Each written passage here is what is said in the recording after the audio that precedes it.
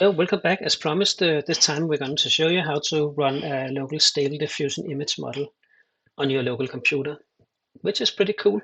Of course, like our previous chatbot example, it won't be as good as like paying for like ChatGPT or something like that, but still pretty cool and it's actually quite usable. So let's get started.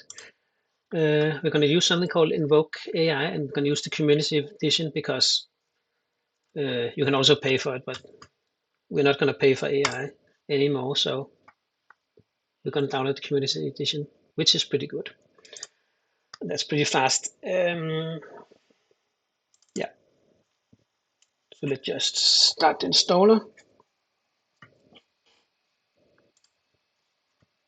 Oh, yeah, not that one.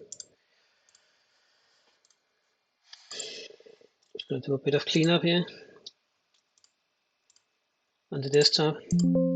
No, yeah, that's nice. Okay, so very nice desktop. A little teaser. Ooh, Skullfort's game engine. We'll get back to that later. So yeah, where should we install it? Yeah, documents, AI. I'm not even sure if it does a like a subfolder, but doesn't matter. Yeah, we'll use the stable version.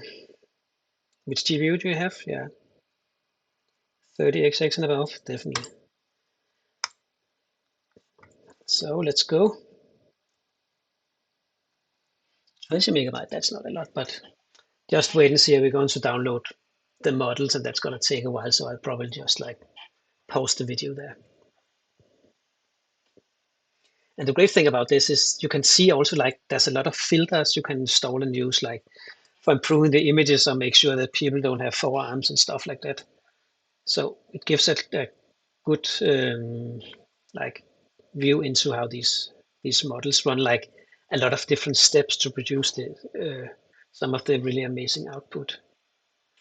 And also why like cheaper and local models might produce like more disturbing images, but again it's uncensored, so you're allowed to do a lot of different things that you're not allowed on say ChatGPT's image generator. Yeah, that's not really a progress bar. I'm not a big fan of that because you never know when stuff is going to complete. So let's just stop the video here and I'll be back when it's installed. So we're back. I really need to stop showing that. Okay, the install is complete, so let's see what happens. We'd like to launch the Invoke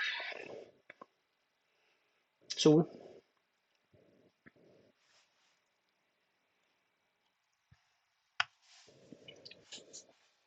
You can see it uses my GeForce RTX 360.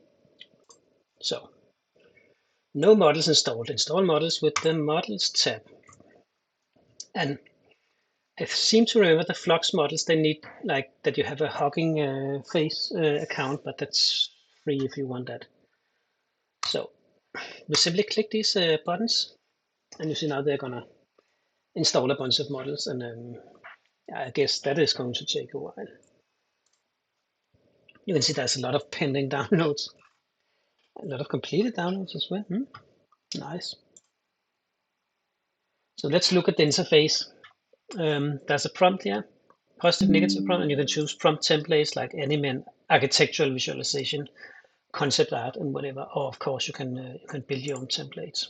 So that's pretty nice.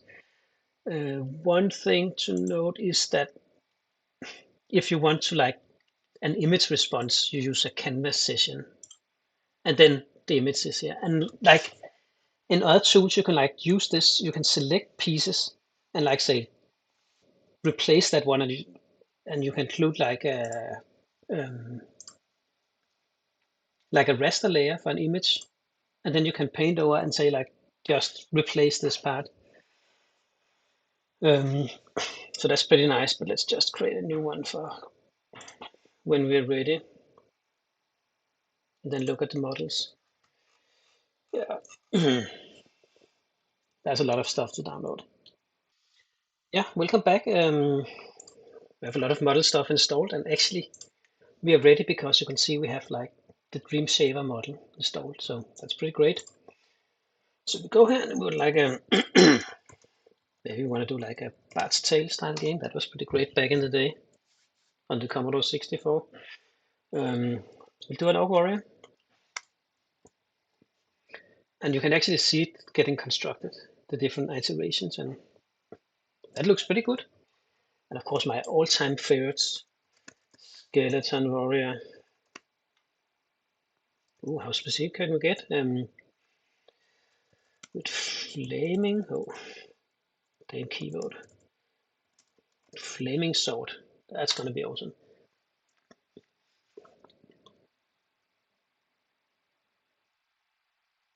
Yeah, not bad. I'm not sure why he's holding like part of a sword in his hand, and he has like another sword sticking out of his back. But yeah, that's AI for you. But pretty great. Ghost for horror game, and you see all running locally on my GPU.